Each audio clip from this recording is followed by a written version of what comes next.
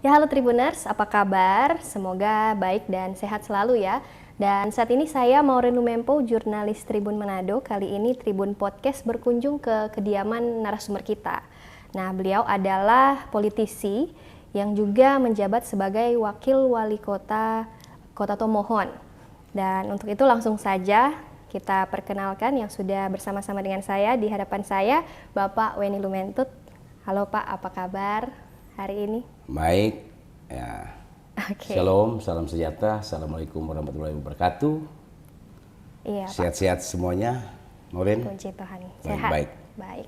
Ya Pak, mungkin sebelum kita bincang-bincang seputar pencapaian Bapak selama menjabat ya bersama-sama dengan Wali Kota Kota Tomohon, Pak Carol Senduk, juga mungkin membahas seputar kabar bahwa Bapak juga akan maju dalam Pileg 2024. Mungkin mau sapa dulu Bapak, apakah ini memang aktivitas di akhir pekannya Bapak sebagai Wakil Wali Kota di Winangun sini atau seperti apa Pak?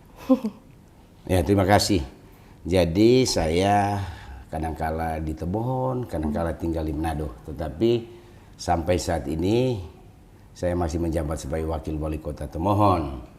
Sesuai pencalonan saya di DPR RI, ya kemungkinan definitif saya sudah tidak lagi menjabat sebagai Wakil Wali Kota Tomohon setelah DCT keluar sekitar bulan Oktober kali ya. Oh oke, jadi itu status jabatannya saat ini ya? Akhir masa jabatan sekarang. Sekarang di akhir masa jabatan sebagai Wakil Wali Kota Kota Tomohon. Oke Pak Weni, mungkin boleh disampaikan mungkin pencapaian-pencapaian dari Kota Tomohon selama Pak Weni menjabat sebagai Wakil Wali Kota, tentunya bersama-sama berdampingan bekerja sama dengan Wali Kota Kota Tomohon Pak Carol Senduk. Ya, terima kasih. Jadi pada prinsipnya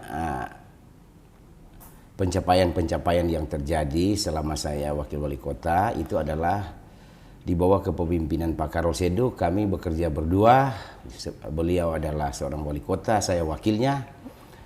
Saya harus jujur bicara bahwa pencapaian-pencapaian yang terjadi belum sempurna, belum mencapai sesuai apa yang kami janjikan pada saat kampanye. Ini disebabkan oleh waktunya yang sangat terbatas, yang sangat singkat sebagai seorang kepala daerah. Yang pertama. Kedua, pada saat kami menjabat sebagai kepala daerah dan wakil kepala daerah, banyak handicap yang terjadi. Antara lain adalah memasuki masa-masa COVID, di mana semua kegiatan-kegiatan kami pada saat itu kami lebih terfokus bagaimana untuk menurunkan tingkat COVID yang ada di Kota Tomohon, sekalian juga bagaimana program-program kesejahteraan masyarakat menyangkut masyarakat kecil itu dapat teratasi dengan baik sehingga tidak terjadi kesenjangan ekonomi di Kota Tomohon. Dengan waktu yang singkat ini pun banyak anggaran-anggaran yang tersedot untuk COVID maupun mengenai menyambut tahun demokrasi 2024. Jadi dengan keterbatasan yang ada, mungkin program CSWL baru kurang lebih setengah yang dapat kami laksanakan dengan baik. Untuk itu, ya saya berharap ke depan program ini dapat terrealisasi dengan baik, dan dapat dilakukan dengan baik oleh Pak Wali Kota Carol Senduk. Jadi mungkin itu juga beberapa tantangannya selama menjabat dengan waktu yang singkat, juga karena COVID juga. Ya.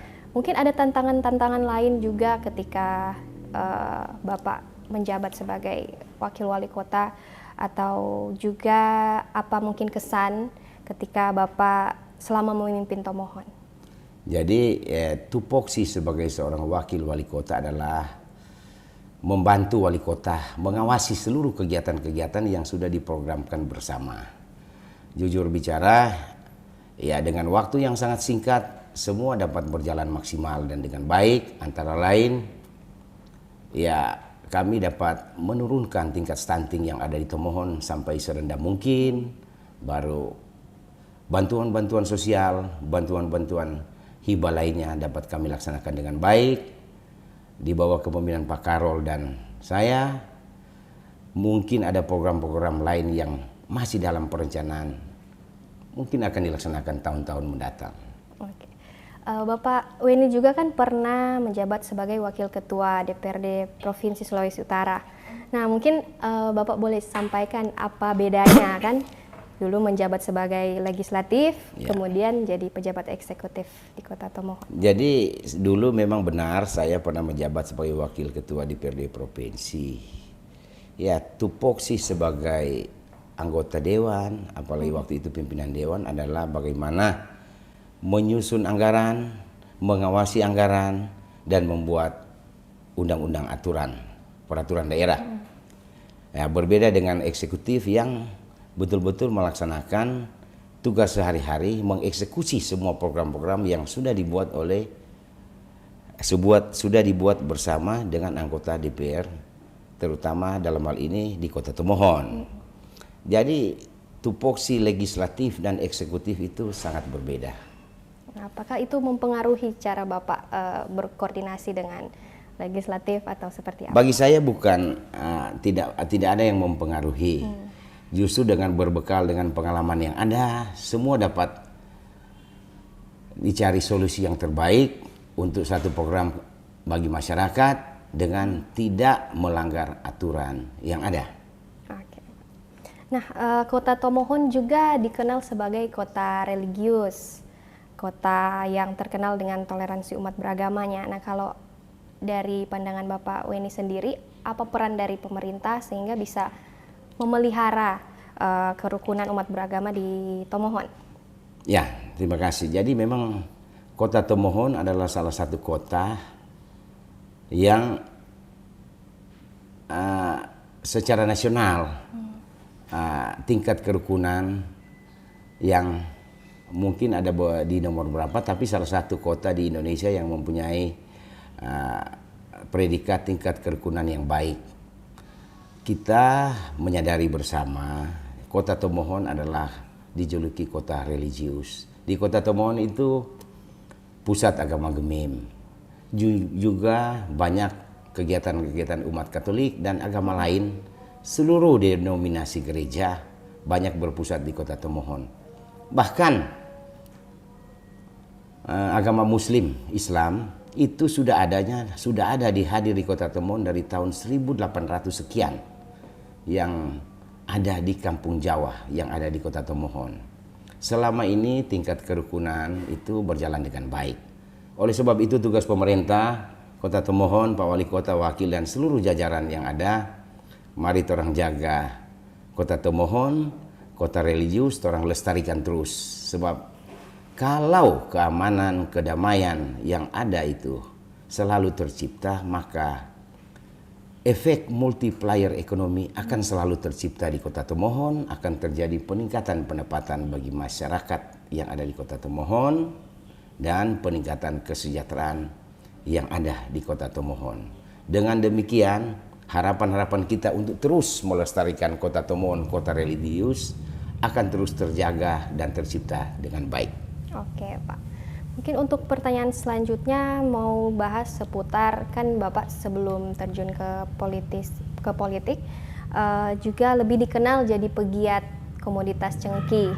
Bahkan bukan cuma di Sulawesi Utara tapi di se-Indonesia ya, Pak.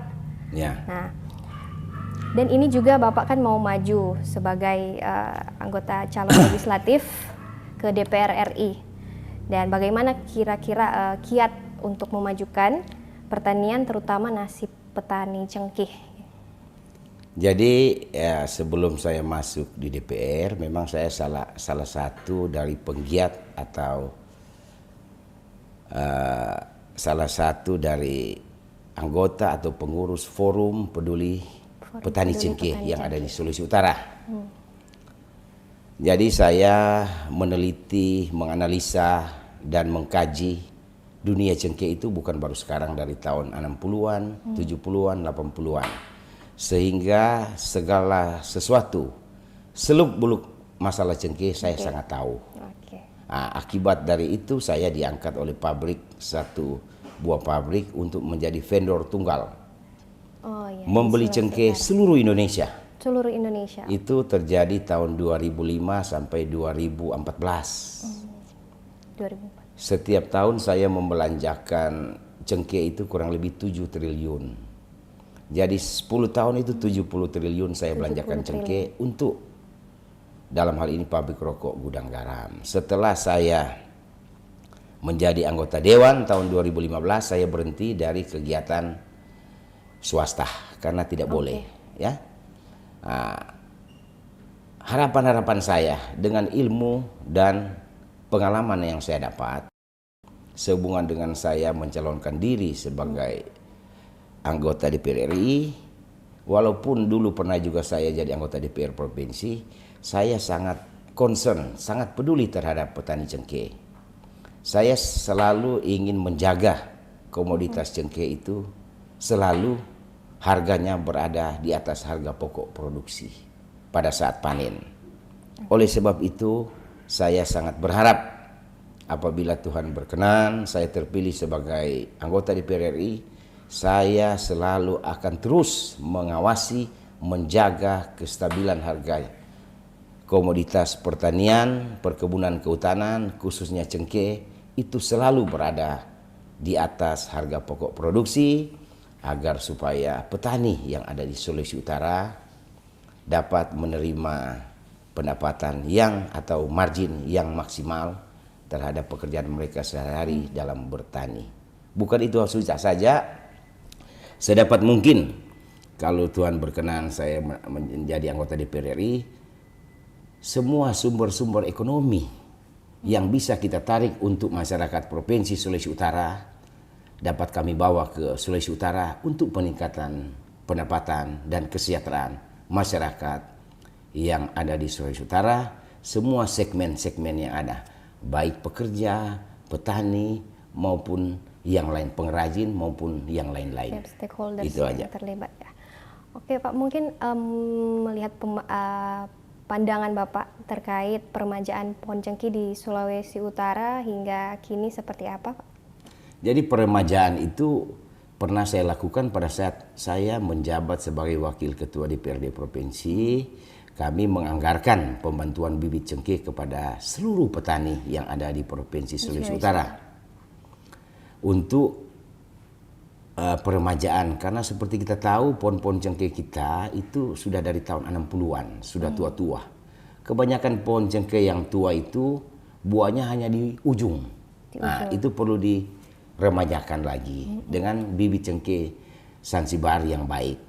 Pada saat kami menjabat sebagai anggota DPRD Provinsi, kami banyak memberikan bantuan kepada masyarakat yang ada di Sulawesi Utara agar supaya areal pertanian cengkeh itu dan produksi petani cengkeh di Sulawesi Utara dapat terjaga dengan baik dan betul-betul dapat dinikmati oleh pabrik, karena cengkeh Sulawesi Utara adalah kualitasnya nomor 1 dibandingkan komoditas cengkeh yang sama dari daerah-daerah lain. Oke. Jadi tadi kan Bapak sempat bilang juga yang mau diangkat atau yang dari Sulawesi Utara bukan hanya cengkeh tapi dari berbagai sektor. Nah, mungkin ada hal-hal lain apalagi yang akan diperjuangkan yang mau dibawa ke pusat dari potensi-potensi yang ada di Sulut yang Bapak Weni sendiri lihat seperti apa? Jadi begini, saya bukan memberikan harapan yang berlebihan. Tugas seorang anggota DPR RI adalah bagaimana membawa sumber-sumber ekonomi ke daerah sesuai apa yang keunggulan komparatif tiap kabupaten kota yang ada di Provinsi Sulawesi Utara, agar supaya multiplier efek ekonomi dapat berputar di daerah di mana orang punya dapil berada. Ya, umpamanya Kota Mobagu, Bolmong, daerah pertanian. Bagaimana supaya orang dapat memfasilitasi pemberian bantuan pupuk dapat tersalur dengan baik, kuota pupuk dapat tersalur dengan baik, bibit demikian, begitu pula pemasarannya. Jadi itu kami akan pelajari, studi kasus agar supaya semua itu dapat, mata rantai ini dapat diperpendek dan seluruh hasil pertanian perkebunan kehutanan itu dapat diperoleh manfaat margin yang maksimal untuk petani-petani yang ada di Provinsi Sulawesi Utara.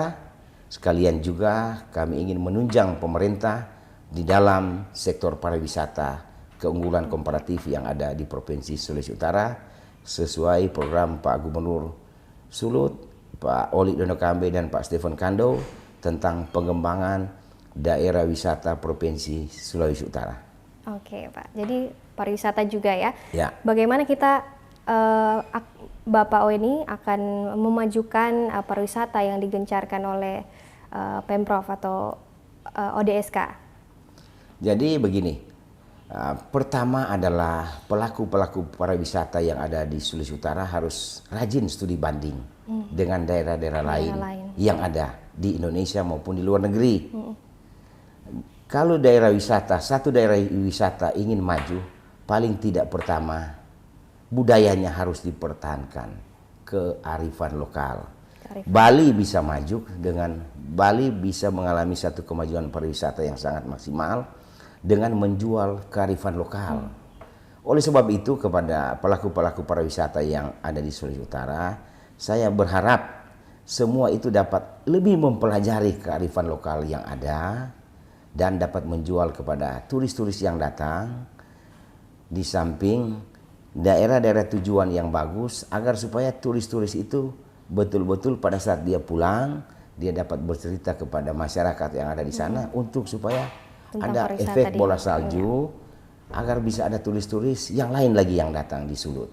Pemerintah sangat menunjang hal itu dengan memberikan bantuan-bantuan, umpamanya bantuan infrastruktur ke destinasi wisata, bantuan program untuk pekerja-pekerja wisata. Untuk itu saya berharap kepada seluruh pelaku-pelaku pariwisata agar selalu bersinergi dengan pemerintah dalam rangka menyambut after COVID, wisata Sulut akan meledak setelah Pesta Demokrasi 2024. Oke. Jadi mungkin juga Pak Weni boleh ceritakan perkembangan pariwisata yang ada di Kota Tomohon selama Pak Weni menjabat sebagai Wakil Wali Kota. Jadi perkembangan wisata yang ada di Kota Tomohon itu sebenarnya grafiknya makin menaik dan makin bagus. Cuma semua itu terbentur pada saat memasuki masa-masa COVID, runtuh. Jadi sekarang saat ini kami lagi genjot memberikan semangat kepada pelaku-pelaku pariwisata untuk kembali bangkit.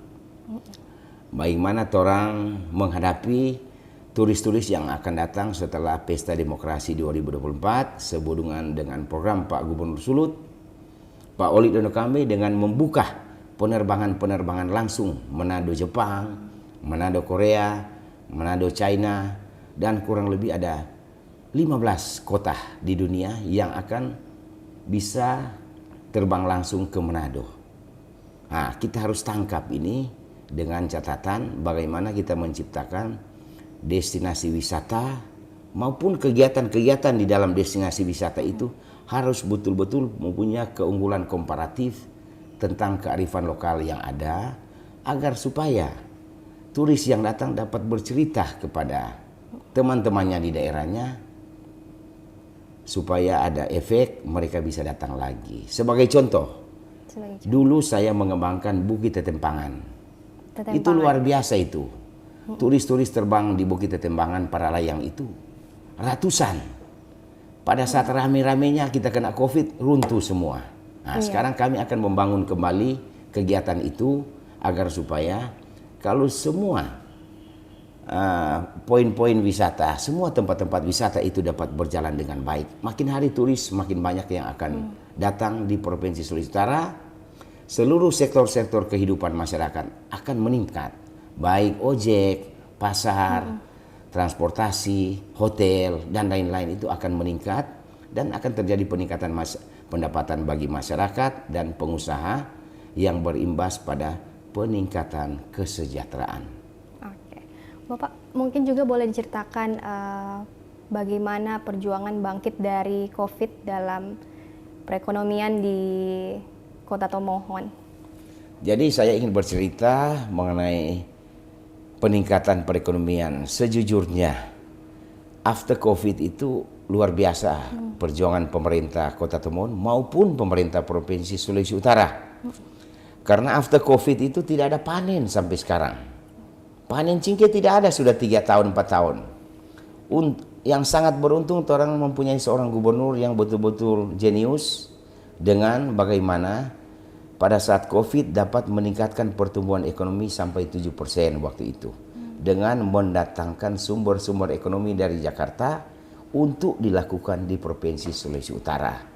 Oleh sebab itu, mari orang jalankan program-program gubernur apa yang disampaikan. Untuk saat ini sambil menunggu setelah pesta demokrasi akan ada kegiatan-kegiatan besar yang akan datang mengenai pariwisata dan lain-lain. Orang bantu program gubernur. Mari coba kobong, rajin bakobong, rajin bekerja, rajin beribadah, karena orang tahun 2023 ini lagi melewati tahun-tahun yang sulit, kontraksi ekonomi, di mana di samping pengusaha aja terasa sulit, apalagi masyarakat kecil. Oleh sebab itu, saya sebagai penyelenggara negara ingin menyampaikan kepada seluruh masyarakat Kota Tomohon maupun masyarakat lainnya, mari orang tetap hidup sederhana, rajin bekerja, hidup sederhana, rajin beribadah, orang bertahan sebentar. Tahun-tahun depan orang akan menikmati satu keuntungan yang sangat berlebihan sehubungan dengan peningkatan ekonomi Provinsi Sulawesi Utara setelah pesta demokrasi. Ya. Pak, sehubungan juga tentang pesta demokrasi nih, kan pemilih nanti didominasi oleh milenial dan Gen Z ya. Ya. Nah, menurut Pak Weni bagaimana supaya bisa menarik bagi anak-anak muda untuk bisa berpartisipasi untuk bisa bekerja sama bersama dengan pemerintah untuk memajukan daerah? Jadi memang harus diakui pemilih terbesar adalah kaum milenial dan Gen Z, tetapi harus diakui penyelenggara negara sekarang sudah berumur semua. Oke? Jadi mau tidak mau kita harus menyesuaikan diri, merangkul kaum milenial dan bersinergi dengan kaum milenial. Bagaimana kita menciptakan satu program bersama untuk kegiatan mereka agar semua kita saling bertukar pikiran agar supaya yang tua juga dapat memahami kehidupan kaum milenial. Karena jujur bicara semua dengan era digital sekarang semua bisa terjadi. Semua apa saja bisa dibikin. Oleh sebab itu mari kita membantu kaum milenial, support mereka, terutama program-program kegiatan-kegiatan kaum milenial yang bisa dari HP sudah bisa menciptakan uang dan bisa bersinergi terus, bertukar pikiran terus agar supaya betul-betul kaum milenial ini dapat diperhatikan khusus oleh pemerintah dan dapat orang bantu program-program apa yang mereka inginkan ke depan. Oke, Ya. baik Pak. Masih terkait pemilu juga ya 2024 dan juga hangat-hangat sekarang ini Pilpres pemilihan presiden dan calon presiden yang diusung oleh partai PDIP yaitu Ganjar Pranowo. Menurut Pak Weni peluang kemenangan Ganjar di Sulawesi Utara ini seperti apa Pak? Jadi begini, yang jelas semua presiden, calon presiden itu kalau sudah ditetapkan bagus, oke, dan baik. Tetapi bagi saya, kalau ditanya, bagi saya untuk ke depan masih Pak Ganjar yang terbaik daripada seluruh calon-calon yang ada. Karena apa?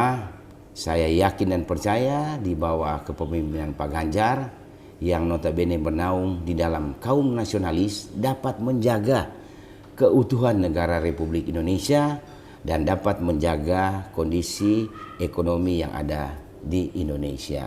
Kenapa demikian? Ganjar and the Dream Team-nya betul-betul orang-orang yang bisa diandalkan di Republik ini. Saya tidak menjelekkan calon presiden yang lain, tetapi calon presiden lain mungkin cuma di atas, di bawahnya ini ya saya meragukan kemampuan mereka untuk tetap mempertahankan negara Republik Indonesia dan perekonomian serta persatuan dan kesatuan yang sudah dicetuskan oleh Founding Father Republik Indonesia. Oke, baik. Pak, kalau boleh tahu nih, kan belum diusung atau belum ada nama cawapres dari Ya. Ganjar. Kalau dari Bapak Weni sendiri, sosok yang layak atau sosok yang seperti apa yang layak mendampingi Ganjar Pranowo? Ya, kalau saya sangat mengharapkan sosok yang layak mendampingi Pak Ganjar Pranowo hanya dua, Pak Mahfud MD atau Pak Ridwan Kamil. Oke. Pak Karena Mahfud apa? Mereka ini adalah orang-orang yang berjiwa betul-betul mempunyai integritas yang tinggi terhadap persatuan dan kesatuan negara Republik Indonesia dan orang-orang yang bekerja sesuai aturan yang ada, tidak neko-neko, dan mempunyai background hasil kerja jejak digital yang dapat diandalkan dan betul-betul diimpikan oleh masyarakat di Jawa maupun masyarakat yang ada di luar Jawa.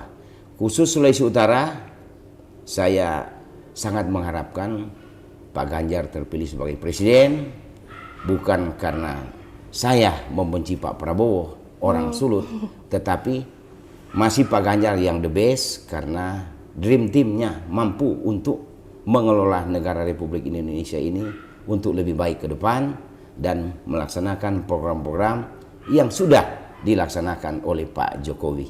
Oke, jadi kalau mau membaca peluang cawapres tadi yang Bapak sudah sebutkan, Mahfud MD dan Ridwan Kamil, dengan ada kan masih ada beberapa nama. Kalaupun misalkan kedua orang itu tidak terpilih, menurut Pak Weni akan seperti apa? Ya, kalau kedua orang ini tidak terpilih, ya saya sebagai petugas partai tegak lurus ke atas. Mau tidak mau kita harus amankan. Dan saya meyakini kalau kedua orang ini tidak terpilih, orang lain yang dipilih oleh Dewan Pimpinan Pusat atau Pak Ganjar, itulah yang terbaik buat Yang kita terbaik. semua. Ya, kita harus dukung karena kita petugas partai.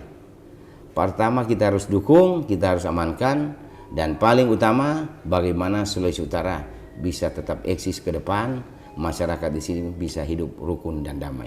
Oke Pak, terkait peluang dari target PDIP di Sulawesi Utara yang mau ke Senayan nih Pak. Ya. Kan Bapak Weni juga bersama-sama dengan beberapa daftar yang sudah ada yang generasi muda, ada politisi yang sudah senior, ada juga yang petahana, Ya. ada juga yang sesama pemimpin daerah, mantan kepala daerah. Kalau Bapak Weni sendiri melihatnya seperti apa? Jadi peluang ditanya soal ke Senayan. Iya. Saya ingin bercerita sedikit Oh, apa itu Pak? bahwa komitmen seorang pemimpin kami di daerah, Pak Oli Dono Kame, itu luar biasa. Bagaimana cara membangun Sulawesi Utara agar lebih daripada provinsi-provinsi lain di Indonesia. Kebetulan Pak Oli sebagai Ketua DPD PDI Perjuangan, ya bagaimana cara dia harus memajukan partai ini di sini. Saya ingin bercerita bahwa tahun 2019-2020 kepala daerah dari 15 kepala daerah di Sulut mungkin ada 6 atau 7 kepala daerah PDI Perjuangan. Betul. Nasdem ada 4, Golkar ada 3, partai lain mungkin ada 1-2. Kursi yang didapat oleh PDI Perjuangan adalah 3 plus. 13. Kurang 3.000 suara, 4 kursi. Kurang 3.000 suara, 4 kursi. Dengan jumlah total suara 500.000 lebih. Kalau suara PDIP Perjuangan 600.000 saja sudah 4 kursi. 4 kursi. No, bagaimana sekarang 95% kepala daerah adalah PDI Perjuangan. Jadi target kami kalau boleh 5 kursi, kalau bisa dapat mungkin sapu bersih. Karena apa? Partai-partai lain mungkin mereka ada suara, tetapi tidak mencapai satu takaran 1 kursi. Kalau 1 kursi sekian ribu, mungkin suaranya di bawah 20% dari itu. Itu kalau PDIP mendapat suara kurang lebih 900.000, 1 juta suara dari seluruh kabupaten kota, suara sisa DPT itu terbagi rata semua partai yang ikut kontestasi pemilu ini berada di bawah takaran 1 kursi, 6 kursi DPR RI. Tapi itu kita tetap optimis. Cuma semua terserah kepada Tuhan Yang Maha Kuasa. Tetapi dengan melihat catatan track record yang ada, PDIP minimal itu 5 kursi sudah di tangan. Kita bicara aja 7 kepala daerah, 3 kursi plus. Masa 14 kepala daerah kok cuma 3 kursi plus? Paling tidak 3 tambah 3, 6. Tapi kursi cuma 6. Orang pakai 5 Jo. 5 sudah di tangan. Kalau Tuhan berkenan suara sisa itu di bawah takaran 1 kursi, mungkin suara sisa PDIP bisa mengambil kursi yang terakhir. Itu saja. Semua orang partai pasti optimis. Tapi bagi saya anggota partai PDIP, apa yang saya optimis, ada indikator-indikator yang menunjang. Di samping kepala daerah, orang punya amunisi cukup kuat untuk bertempur nanti. Di dalam pesta demokrasi nanti yang serba sulit. Pesta demokrasi 2024 itu sangat sulit dibandingkan 10 tahun lalu, 15 tahun lalu. Banyak caleg-caleg, saya nggak mau menyombongkan diri, hampir semua caleg susah. Termasuk diri saya juga susah. Tapi saya masih ada aset yang bisa saya jual. Paling tidak meminjam uang, jual aset saja untuk kepentingan politik ini. Bagaimana caleg kalau tidak punya aset? Ya toh? Jadi ya saya siap berkorban untuk jual aset ya untuk kepentingan kampanye nanti. Sekali melangkah saya akan melangkah terus. Bagaimana supaya duduk di Senayan dan bisa menyerap aspirasi seluruh masyarakat yang ada di Sulawesi Utara. Itu saja. Terima kasih. Jadi memang Ketua PDIP Sulut yang bilang juga target 4 kursi bahkan 5 ya. Jadi kalau Pak Weni memang bahkan 6 juga sapu bersih. Saya bukan optimis berlebihan, tetapi kita sebagai yang tahu matematika, 1 tambah 1 sama dengan 2. Kalau 3 kursi plus lagi 3.004 kursi pada saat PDIP 7 kepala daerah. Nah sekarang kepala daerah semua PDIP. Bagaimana? Ya nggak mungkin cuma 3 kursi plus. Betul. 3 tambah 3, 6. Jangan 3 tambah 2 saja sudah 5 plus. Iya toh? Saya tidak memandang enteng partai lain. Tetapi dengan keberhasilan pemerintahan ODSK yang ada sekarang, dengan keberhasilan Pak Oli Dondo Kambe dan Stephen Kando, pertumbuhan ekonomi 7% pada saat Covid, Sulawesi Utara tetap eksis dan lebih baik dari provinsi-provinsi lain yang ada di Indonesia. Itu masyarakat Sulut harus tahu itu. Saya menjamin, saya memberikan satu gambaran. Kalau bukan Gubernur Oli, belum tentu Sulawesi Utara sekarang pasti sudah terpuruk. Saya yakin dan percaya. Kenapa? Karena Pak Oli itu dekat dengan kekuasaan. Banyak sumber-sumber ekonomi yang dibawa ke daerah. Baik wartawan, baik petani, baik pengrajin, baik pengusaha toko dapat merasakan bagaimana Sulawesi Utara saat ini di bawah kepemimpinan Pak Oli dan Stephen Kando. Di saat tidak ada panen, tapi roda ekonomi dapat berputar dengan baik, ya toh? Jadi kita mengajak masyarakat Sulut, mari buka mata, orang lihat, orang pada saat melewati masa sulit, siapa yang pimpin di Sulawesi Utara? Mari orang berjuang sama-sama untuk Sulawesi Utara yang lebih hebat ke depan. Oke, Bapak, terima kasih. Mungkin ada closing statement, pesan-pesan khusus buat warga Sulawesi Utara dari Bapak Weni sekaligus menutup bincang-bincang kita di saat ini. Jadi ada closing statement. Pada prinsipnya saya mengucapkan banyak terima kasih kepada tim dari Tribun. Saya ingin berpesan bahwa pilihlah wakil rakyat yang terbaik. Karena masa depan masyarakat Sulut ada di tangan masyarakat Sulawesi Utara. Pada saat ini kebetulan yang memimpin adalah Pak Oli Dondo Kambe dan Pak Stephen Kando. Di bawah bendera PDI Perjuangan, kita bisa melihat keberhasilan dan bagaimana kita melewati masa-masa Covid, kita dapat menjaga situasi keamanan dan ekonomi dengan baik. Ya, masyarakat dapat menilai langsung itu. Pada kesempatan terakhir, saya ingin mengajak orang tetap menjaga keamanan, ketertiban yang ada di Sulawesi Utara agar supaya masyarakatnya dapat hidup rukun dan damai. Satu provinsi masyarakat hidup rukun dan damai, maka ekonomi dapat terjaga, ada efek multiplier ekonomi yang akan berakibat pada peningkatan pendapatan dan peningkatan kesejahteraan masyarakat, khususnya masyarakat Sulawesi Utara. Closing statement saya yang terakhir dalam rangka pencalonan saya sebagai calon anggota DPR RI adalah don't forget to remember me. Terima kasih.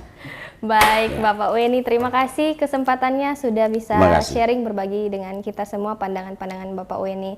Dan tentunya semoga bisa bincang-bincang lagi, Pak, datang ke Tribun Manado. Terima kasih. Semoga sehat dan sukses selalu, Pak. Para pemirsa sekalian juga terima kasih. Shalom. Wassalamualaikum warahmatullahi wabarakatuh. Ya, Tribuners, demikianlah bincang-bincang kita bersama Bapak Weni Lumentut, dan tentunya Tribuners jangan lupa saksikan Tribun Podcast lainnya dengan tema-tema yang tak kalah menariknya juga dengan narasumber yang luar biasa tentunya. Saya Maureen Lumempo dan tim yang bertugas pamit undur diri dan sampai jumpa.